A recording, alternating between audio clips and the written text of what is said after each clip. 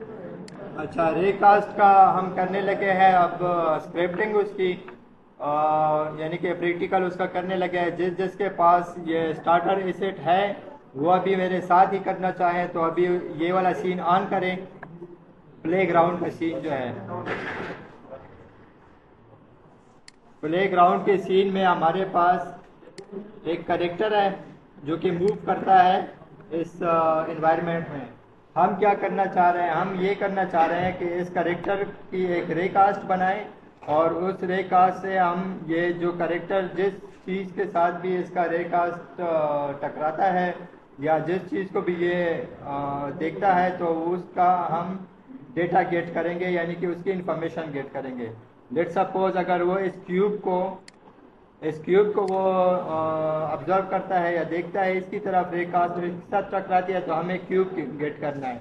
अगर रेकास्ट टकराती है इस बिल्डिंग के साथ तो हमने ये बिल्डिंग गेट करनी है। तो ये काम हम करने जा रहे हैं। इसके लिए आप बताएं ज़रा कि मुझे रेकास्ट कहाँ बनानी चाहिए। स्क्रिप्ट भी लगेगी, प्लेयर पे भी बनेगा। और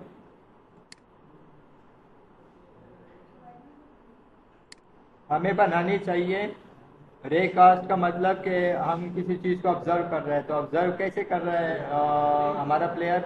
अपनी आईज के थ्रू। तो हमने इसके हेड में जाके, ये नेक का कंपोनेंट है, ये हेड का कंपोनेंट है। इस हेड के कंपोनेंट में मैं क्रिएट करता हूँ एक लेट से मैं करता हूँ क्यूब। एक क्यूब मैंने क्रिएट किया है।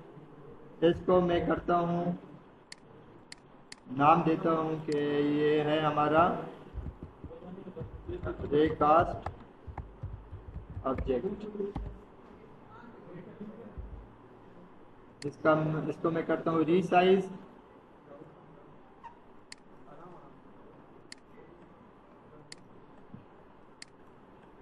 अच्छा, और इसकी डायरेक्शन का आपको कैसे पता चलेगा स्टार्ट में कि इसकी डायरेक्शन किस तरफ है?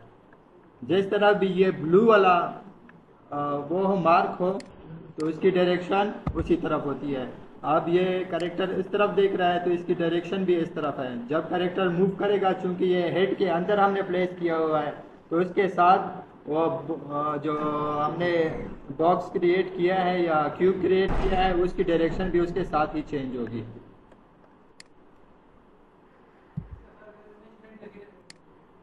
मेश रेंडर अभी इसका ऑन है, वो भी करते हैं सेट।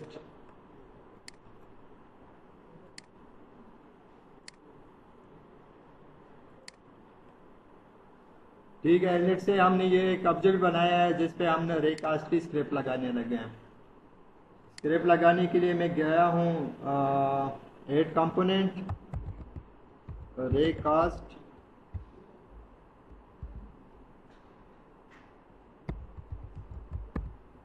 ऑब्जेक्ट मैंने नाम दिया है स्क्रिप्ट को।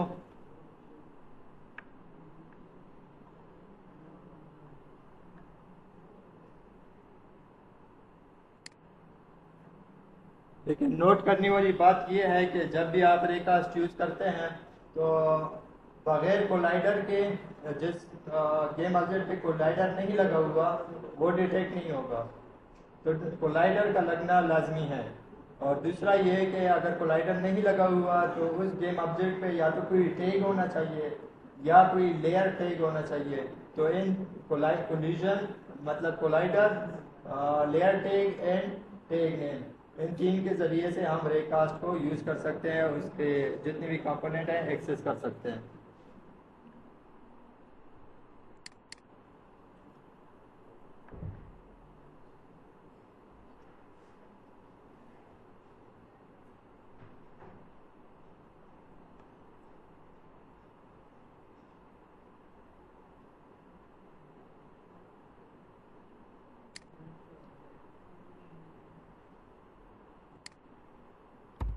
अब हमने करना क्या है, हमने करना है इसका रेकास्ट। पहले हमने बनाना है इसका रेकास्ट हेड कंपोनेंट। दूसरा हमने बनाना है इसकी मैक्सिमम डिस्टेंस या मिनिमम डिस्टेंस। तीसरा हमने इसका रे यानी ओरिजिन और उसका वेक्टर 3 सेट करना है। तो रे कास्ट के लिए हम बनाते हैं सबसे पहले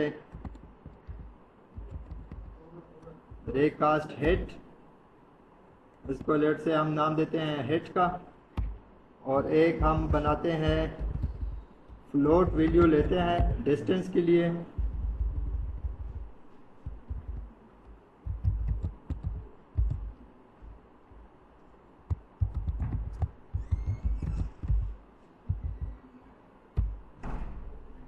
ये दो वैल्यूज हमने ली। अब में तो अपडेट में हम करेंगे लेट से physics dot रेकास्ट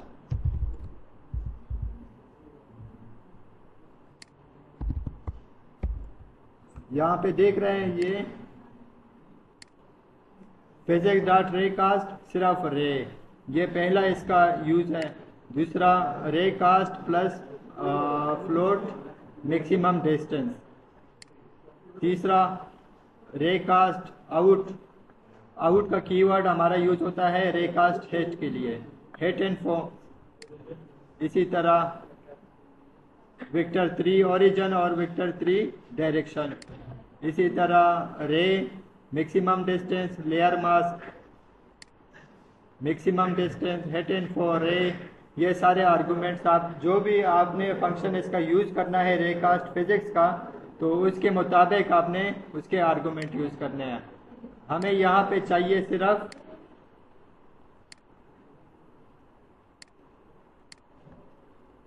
transform dot position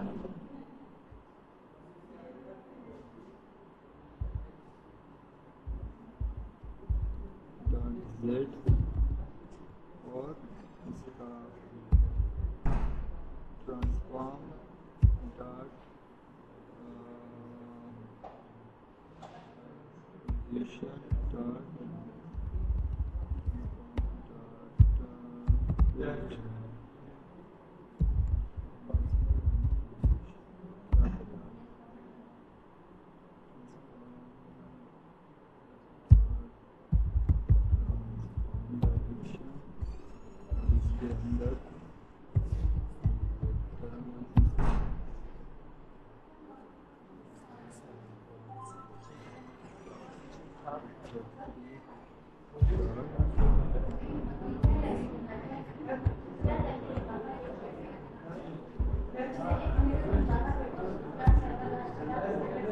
अच्छा, ये लाइन ऑफ कोड जो है, ठीक है, ये लाइन ऑफ कोड इसका मतलब है कि हमने फिजिक्स का फंक्शन यूज करके रे कास्ट की दो वैल्यूज लेनी है।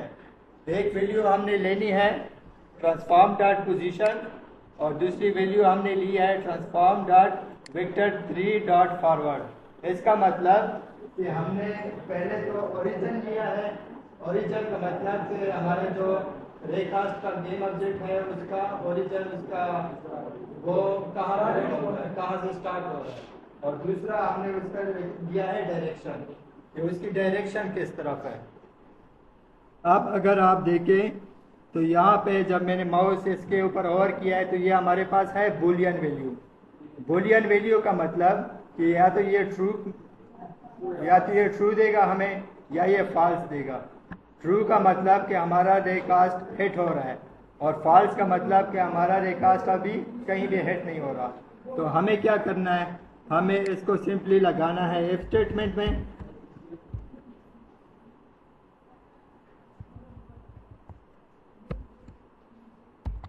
इफ स्टेटमेंट में हम क्यों लगा रहे हैं,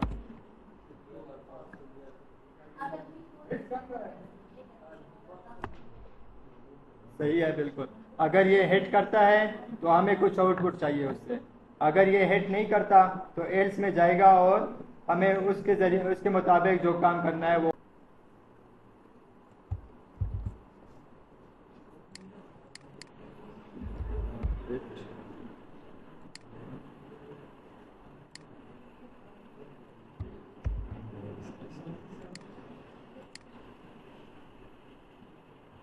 अभी मैंने दो आर्गुमेंट्स और ऐड किए हैं। इसका मतलब कि मैंने ऐड किया है रे कास्ट हेड, कि अगर वो किसी गेम ऑब्जेक्ट के साथ हेड करता है तो हमें उसकी इंफॉर्मेशन चाहिए और वो स्टोर होगी हमारे पास HIT हेड कंपोनेंट में।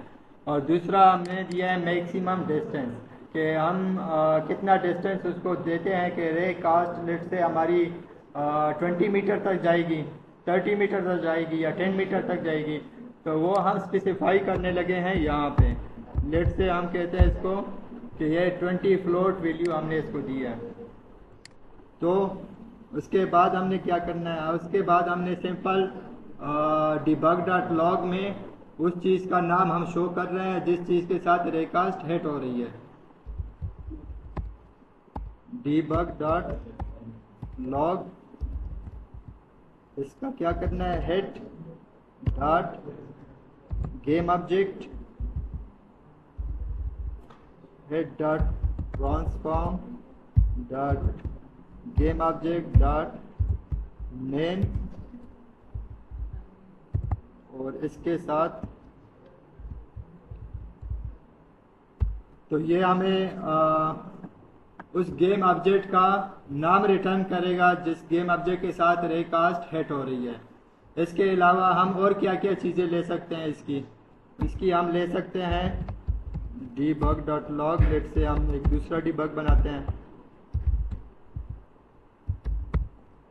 Head dot transform dot game object dot tag, उसका हम टैग भी ले सकते हैं। इसी तरह लेट से मैं यहाँ पे करता हूँ लेयर, उसका हम लेयर भी एक्सेस कर सकते हैं। उसके हम गेट कंपोनेंट भी कर सकते हैं। गेट कंपोनेंट का मतलब कि अगर हमारा ये जो रे कास्ट है वो यहाँ पे इस बिल्डिंग को हिट कर रहा है, तो बिल्डिंग पे कौन कौन से कंपोनेंट लगे हुए हैं इस टाइम। एक ट्रांसफॉर्म लगा हुआ है, ठीक है, एक लगा है मेश रेंडरर और एक लगा है मेश कोलाइडर। अगर और भी हम इस पे कंपोनेंट ऐड करते हैं तो वो सारे कंपोनेंट हमारे पास गेट हो सकते हैं। गेट से हम करते हैं मेश कोलाइडर। मेश कोलाइडर को गेट करके हम उसका मटेरियल वगैरह चेंज कर सकते हैं या कोई भी काम उससे ले सकते हैं। इन दो को मैं हटाता हूँ, सिर्फ नेम का करते हैं, ठीक है। और एल्स में जाके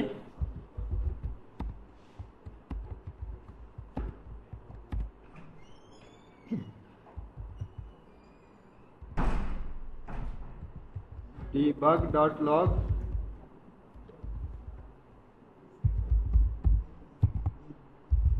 एल्स में सिंपली हम एक मैसेज शो करते हैं कि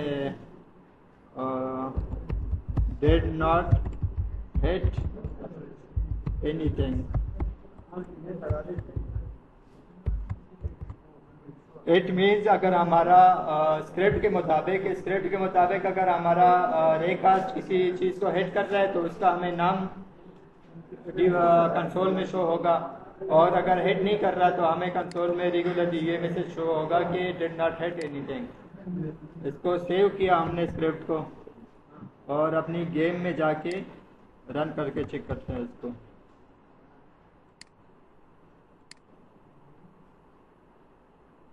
मैं करता हूँ इन दोनों को अलग अलग।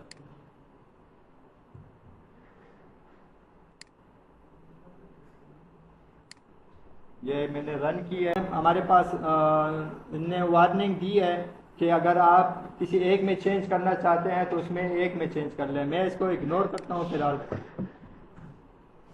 तो इसलिए मैंने बताया था कि जब आप नई किट इंपोर्ट करें या नई गेम का करें तो उसको एक अलग से प्रोजेक्ट में इंपोर्ट करें ताकि ये मसले फिर आपके ना आए।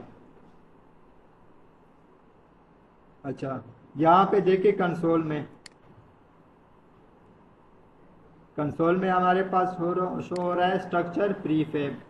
स्ट्रक्चर प्रीफेब कौन सा है, ये वाला स्ट्रक्चर प्रीफेब है। अब मैं मूव करता हूँ अपने उसको,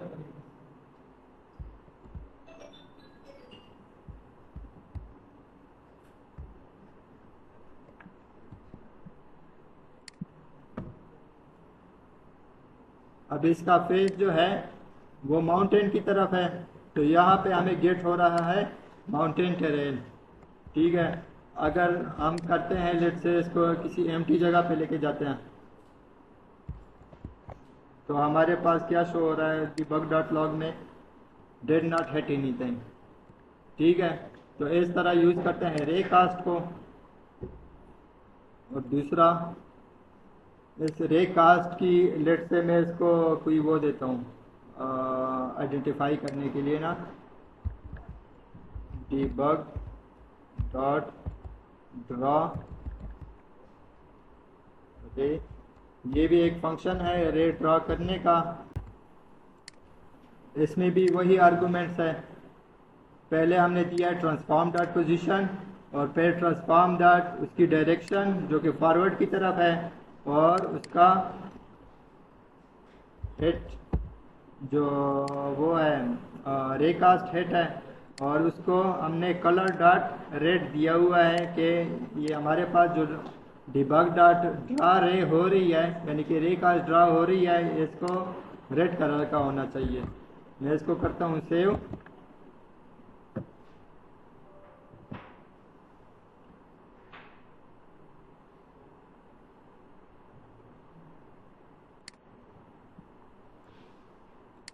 डन किया मैंने गेम को।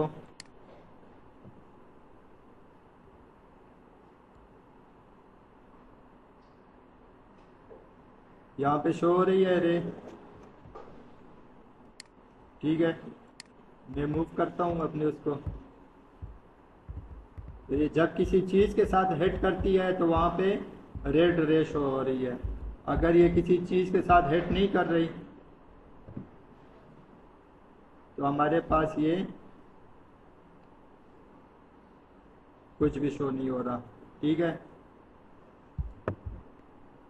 तो इसी तरह हम बगैर कोलिजन के, यानी कि कोलिजन के बगैर हम अगर किसी गेम ऑब्जेक्ट के कंपोनेंट उठाना चाहे या उसकी इंफॉर्मेशन उठाना चाहे, तो हम रे कास्ट के ज़रिए गेम ऑब्जेक्ट की इंफॉर्मेशन और कंपोनेंट्स उठा सकते हैं। ये था